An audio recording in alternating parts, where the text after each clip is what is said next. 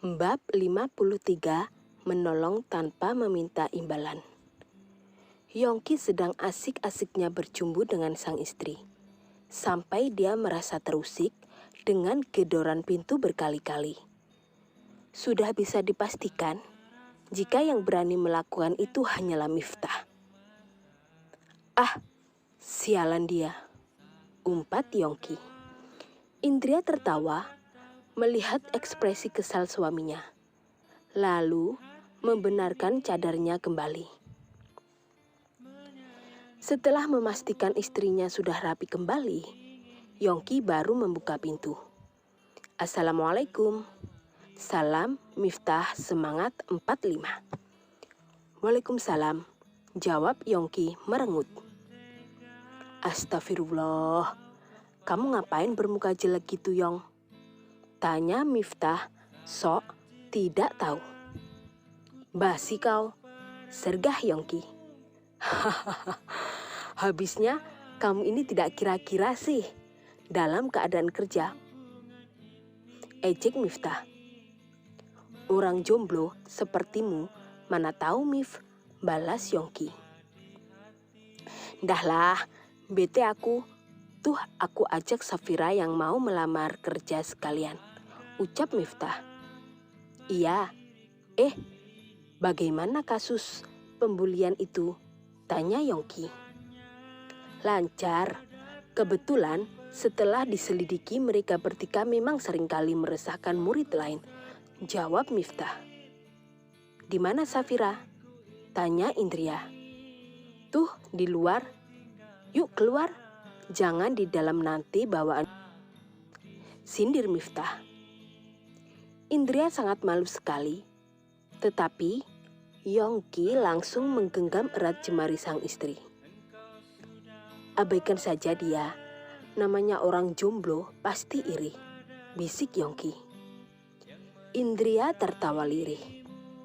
Sungguh salut dengan persahabatan Yongki dan Miftah. Mereka berdua selalu setia kawan. Dan kadang Indria juga merasa iri, sebab selama ini tidak memiliki sahabat seperti itu. "Loh, Laili, kamu kapan datang?" sapa Indria. "Baru saja, kebetulan di sini ketemu Safira. Dia murid aku di SMA," jawab Laili. "Wah, kok bisa kebetulan begini?" timpal Yongki melirik ke Miftah. Miftah sangat tidak enak dengan pandangan penuh arti dari Yongki. Dia pun segera menyelannya. "Safira, ini adalah Yongki yang waktu itu. Jadi, mulai sekarang kamu bisa bekerja di counternya untuk malam hari. Siangnya kamu bisa kuliah," ucap Miftah. "Iya Kak Miftah, terima kasih banyak. Terima kasih Kak Yongki," jawab Safira. "Alhamdulillah, Safira sangat pintar. Sayang kalau tidak lanjut kuliah. Semangat ya, kamu pasti bisa," ucap Laili yang tahu semua kisah Safira. "Iya Bu Guru," jawab Safira senang ada banyak yang mendukung. "Baiklah, selamat bekerja. Semoga semuanya lancar. Jangan lupa berdoa ya," pujuk Laili. Miftah menatap Laili, sangat keibuan dan anggun. Pada pandangan pertama, sudah kagum dan berhalusinasi. Andaikan bisa mempersunting Laili, dia bisa memamerkan kemesraan pada Yongki. "Laili, kamu kemarin tanya mau beli ponsel yang merek apa?" sela Indria. "Aku lihat-lihat dulu. Yuk temani aku sekalian beri aku saran," ajak Laili. "Siap," jawab Indria. "Safira, kebetulan ada counter baru yang kekurangan tenaga kerja. Besok kamu bisa kerja ya," ucap Yongki. "Iya Kak Yongki. Bos," jawab Safira. "Mif, kamu antar dulu Safira di counter yang berdekatan dengan kantormu dong. Nanti baru kemari lagi," sambil nunggu mereka memilih ponsel, ucap Yongki. Iya, jawab Miftah tidak keberatan. Miftah menatap Safira. Setiap saat selalu terlihat banyak beban dan pikiran. Safira, kamu kenapa? Bukankah sudah mendapat pekerjaan yang baik? Di tempat Yongki kamu akan mendapat gaji yang baik, serta jaminan makan. Dia, bos yang baik, tanya Miftah. Tidak apa-apa, Kak. Hanya memikirkan mau lanjut kuliah mana yang sekiranya biayanya tidak besar. Jawab Safira. Kamu cerdas. Kenapa tidak ajukan beasiswa saja? Nanti minta bantuan Laili. Siapa tahu ada informasi saran Miftah. Aku malu. Aku tidak enak merepotkan banyak orang. Balas Safira menunduk. Miftah kasihan juga. Terlihat jelas jika mungkin selama melalui sekolah, Safira mendapat bulian sehingga merusak mental. Tenang saja, nanti akan aku carikan informasi. Yang penting kau fokus kerja dan mempersiapkan diri. Bujuk Miftah. Kak, kenapa kamu baik sekali padaku? Tanya Safira, heran. Baik pada orang itu tidak ada alasan. Dan juga tidak mengharap imbalan. Karena kamu butuh pertolongan. Dan aku bisa membantu itu sudah takdir. Jawab Miftah yang sebenarnya juga heran pada diri sendiri. Terima kasih, ucap Safira. Nah, itu konternya. Dan di seberang jalan adalah kantor aku. Kalau kamu butuh apa-apa, bisa cari aku.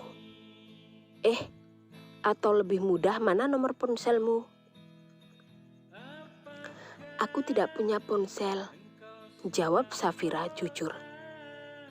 Miftah tidak heran dengan kondisi Safira. Dia membelikan ponsel baru sekalian yang bagus di konter Yongki.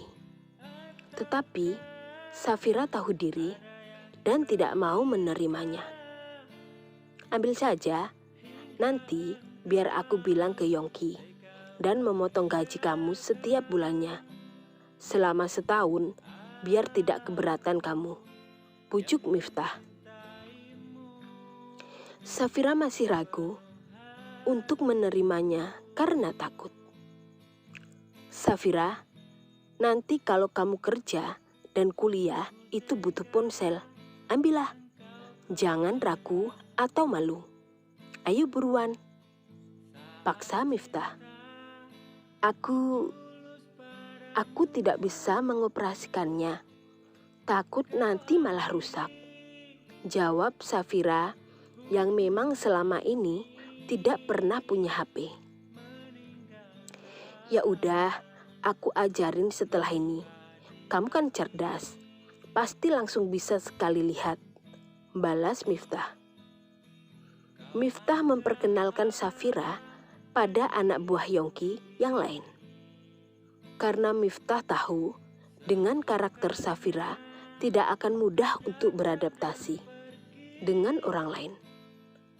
Setelah itu, Miftah mengajak Safira ke kafe tepat di sebelah konter untuk mengajari mengoperasikan ponsel canggih. Safira, kamu mau apa? Tinggal pesan aja. Setelah ini, aku ajari kamu. Kalau kerja, di konter juga harus bisa mengoperasikan ponselnya. Nanti, jika kamu bisa menarik banyak pembeli, malah bisa mendapatkan bonusan lebih loh. Terkadang, ada yang sampai dapat bonusan lebih besar dari gaji pokok, ujar Miftah. Serius, Kak? Tanya Safira dengan antusias. Miftah agak terkejut. Safira yang biasanya menunduk, mau mengangkat kepala. Kedua mata yang bening dan polos benar-benar menenteramkan hati dan ada perasaan ingin melindungi. Ah, kacau nih, batin Miftah. Iya, makanya nanti kalau sudah masuk kuliah, kamu harus bisa bergaul dengan baik. Jika punya teman banyak, tawarkan pada mereka ponselnya. Jika mereka mau beli, nanti kamu bisa dapat bonusan. Saran Miftah mencoba serius. Safira yang awalnya ragu, akhirnya bersemangat. Sebab jika berusaha bisa mendapat bonusan dan tidak berpatok pada gaji pokok bulanan. Aku buka dulu ya. Dan sudah aku belikan kartunya. Sekalian, ucap Miftah. Dengan telaten, Miftah mengajari semuanya. Sampai membuatkan akun media sosial. Jika suatu saat butuh untuk promosi dagangan. Safira sangat cerdas. Dengan cepat bisa memahami ucapan Miftah. Kemudian, ponsel milik Miftah sendiri berbunyi. Ada pesan dari Yongki. Safira, kamu habiskan makanan ini ya. Aku mau pulang dulu. Dan ini aku kasih buat kamu pulang naik taksi. Maaf, karena tidak bisa mengantar kamu pulang. Ujar Miftah berlalu pergi. Safira hanya mengangguk, patuh, dan memandang kepergian Miftah. Yongki kesal sekali. Padahal sudah janjian dan merencanakan ide untuk pendekatan, tetapi malah Miftah yang mengingkari janji. Bagaimana? Laili sudah menemukan yang ponsel disukai belum? Tanya Yongki. Sudah, sekarang sedang membayar. Jawab Indria. Miftah bagaimana sih? Katanya mengantar Safira saja kok lama banget. Jangan-jangan buayanya masih belum hilang. Gumam Yongki. Gak apa-apa, nanti aku ajak Laili makan siang. Kamu dan Miftah bisa menyusul. Balas Indria santai. Iya, jawab Yongki. Indria tersenyum.